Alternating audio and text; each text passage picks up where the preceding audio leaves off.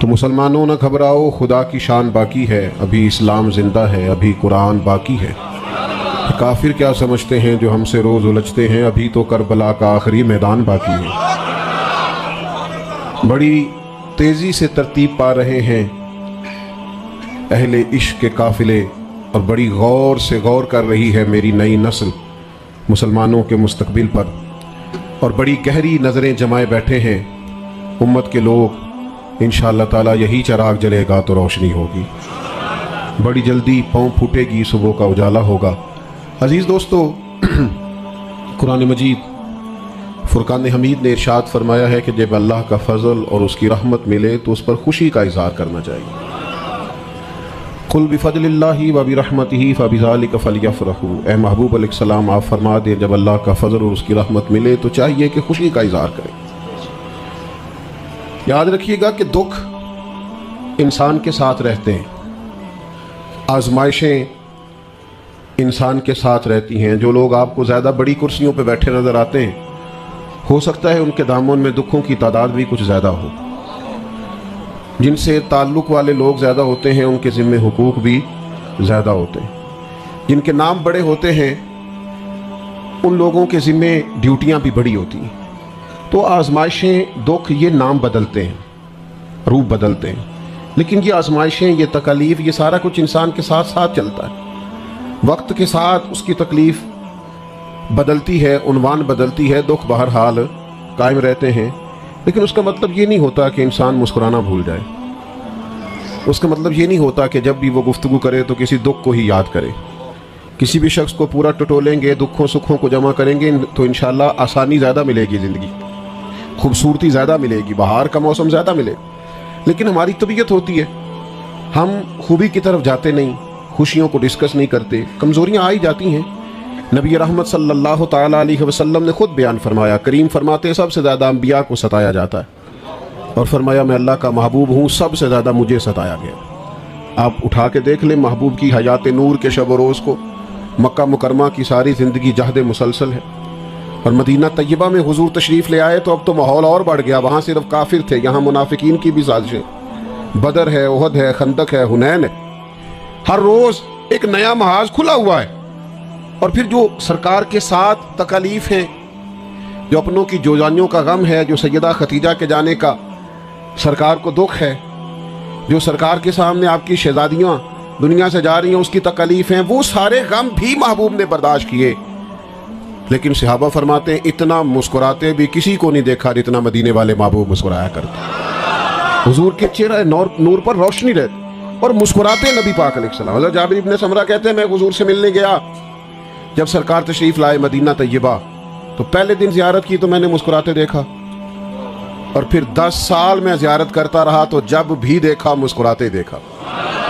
جب بھی دیکھا جس کی تسکین سے روتے ہوئے ہنس پڑے، یعنی ہلکی سی تسکین محبوب فرما دیں تو رونے والے۔ تو پھر خیال پیدا ہوتا تھا سرکار کے اس مسکرانے کا تو انتظار کرنا پڑتا ہوگا، تو اعلیٰ حضرت فرماتے ہیں انتظار نہیں کرنا پڑتا، یہ تو عادت ہے نبی پاک۔ جس کی تسکین سے روتے ہوئے ہنس پڑے اس تبسم کی عادت پہ لاکھوں سلام۔ حضور مسکراتے، خوش ہوتے، خوشی کی بات کرتے۔ نبی کریم صلی اللہ تعالیٰ علیہ وسلم صحابہ کے مابین بیٹھتے تو مسکراتے، بات کرتے، اور کسی کی خوشی میں حضور خوش ہوتے۔ کسی کو تکلیف میں دیکھتے تو نبی پاک علیہ السلام کو تکلیف ہوتی، لیکن سرکار کسی کو جب خوش دیکھتے، قبیلہ مدر کے جب لوگ آئے ہیں نا، مسلم شریف میں موجود ہے، تو ان کی خستہ حالی کو دیکھ کر سرکار پریشان ہوئے۔ ان کی پراگندہ حالت اور ان کے لباسوں پر جمی ہوئی مٹی اور ان کی چہروں سے نظر آتی کمزوری، تو ان کا دکھ دیکھا تو سرکار تکلیف میں آئے۔ سیدنا بلال حبشی کو حکم ہوا کہ اذان کہی جائے، اقامت کہی جائے، اور پھر نماز پڑھائی اللہ کے حبیب نے۔ پھر حضور نے توجہ دلائی صحابہ کی کہ اپنے بھائیوں کی مدد کرو۔ کوئی ان کے لیے کھجوریں لایا، کوئی ان کے لیے کمبل لایا، کوئی ان کے لیے کھانا لایا، کوئی طرح طرح کی چیزیں لایا۔ صحابہ فرماتے ہیں جب وہ خوش ہو رہے تھے نا تو ہم دیکھ رہے تھے محبوب کا چہرہ نور بھی کھلتا ہی چلا جا رہا۔ حضور خوشیوں میں خوش ہو جاتے، نبی پاک صلی اللہ تعالیٰ علیہ وسلم کے چہرہ نور پر خوشی کے آثار نمایاں ہوتے۔ تو جب خوشی کا موقع ہو تو پھر خوش ہوا جائے، پھر اس موقع پر انسان کوشش کرے کہ وہ ایسی گفتگو سے اجتناب کرے۔ میں اکثر دیکھتا ہوں کہ بڑی خیر کی گفتگو ہو رہی ہوتی ہے تو بعض لوگوں کے پاس سے مایوس خبریں ملنی شروع ہو جاتی ہیں. کچھ لوگوں کے پاس ویسے بھی اچھی خبر ڈھونڈنے سے نہیں ملتی, ان کے پاس نہیں ہوتی. ان کے پاس جب بھی آپ کو ملے گی نہ کوئی خطرناک, بلکہ اگر آپ 10-15 منٹ کٹھے ان کے پاس بیٹھ جائیں تو محسوس ہوتا ہے کہ 8-10 دن ہی رہ گئی ہے دنیا, اللہ ماشاء اللہ. کیونکہ وہ جب بھی کوئی بات مطلب کریں گے نا, مجھے کہیں سفر پہ نکلنا تھا, ایک دوست آ گئے ملاقات کرنا, تو وہ اب جانا نہیں چاہ رہے تھے, کچھ گپ شپ کے ماحول موڈ میں تھے اور مجھے اپنے وعدے پر پہنچنا تھا. تو اب وہ مجھ سے پوچھ رہے کیا حالات ہیں پاکستان کے, تو میں نے کہا بالکل ٹھیک ہے. تو پریشان ہو گئے جیسے آپ نہیں سارے ہو گئے. تو بالکل ٹھیک ہے, تو میں نے کہا بالکل ٹھیک ہے, اللہ کے فضل سے الحمدللہ ٹھیک ہے, حالات صحیح چل رہے ہیں. تو مجھے کہنے لگے نہیں لوگ بڑی پریشانی میں. تو میں نے ان سے کہا آپ کیا کام کرتے ہیں؟ کہنے لگے میں جوتے بناتا ہوں, کارخانہ ہے میرا. تو میں نے کہا آپ سارے پاکستان کو چھوڑیں, آپ جوتے صحیح بنایا کریں, تاکہ جو غریب آدمی پریشان ہے نا بیچارہ, وہ کم از کم آپ کے بنے ہوئے جوتے لے تو 6 مہینے اس ٹینشن سے بری ہو کے جوتا نیا لینا ہے. آپ اتنی کو آسانی کریں پاکستانیوں کے لیے, باقی انشاءاللہ اللہ کرم فرمائے. تو بھئی آپ اپنے حد تک تو کوشش کریں, باقی اللہ کا فضل ہے اس ملک کے اوپر الحمدللہ. مسائل تو آتے رہتے ہیں, چلتی رہتی ہیں چیزیں, لیکن کوئی ایسی بات نہیں ہے کہ جس میں ہم اس قدر زیادہ آزمائش میں چلے جائیں.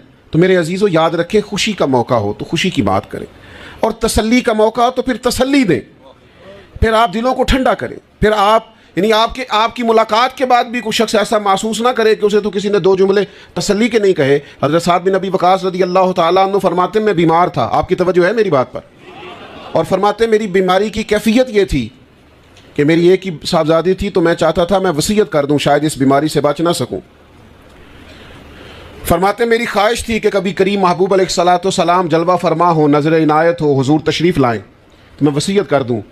فرماتے ہیں سرکار تشریف لائے, کرم نوازی فرمائی, حضور نے خود مہربانی فرمائی. اور جب کریم تشریف لائے تو میں نے عرض کی حضور شدید علیل ہوں, پتہ نہیں کیا معاملہ بنے گا, تو وصیت کرنا چاہتا ہوں. سرکار نے وصیت کے احکامات بھی بتائے, لیکن ساتھ تسلی کا انداز اتنا انوکھا تھا. کریم فرمانے لگے ساتھ اس بیماری سے کچھ بھی نہیں ہوگا, ابھی تو اللہ تعالیٰ آپ کی برکت سے اسلام کا فائدہ کرے گا اور کفر کا نقصان کرے گا. ابھی تو بڑا کام کرنا, اٹھ بات کمر کیوں ڈرتا ہے, پھر دیکھ خدا کیا کرتا ہے. ابھی تو بڑا آگے بڑھنا ہے, وقت فرصت ہے کہاں, کام ابھی باقی ہے, نور توحید کا اتمام ابھی باقی ہے. تو اپنے دامن کے اندر خوشی رکھیں, جوش رکھیں, جذبہ رکھیں, کاوش رکھیں, کوشش رکھیں.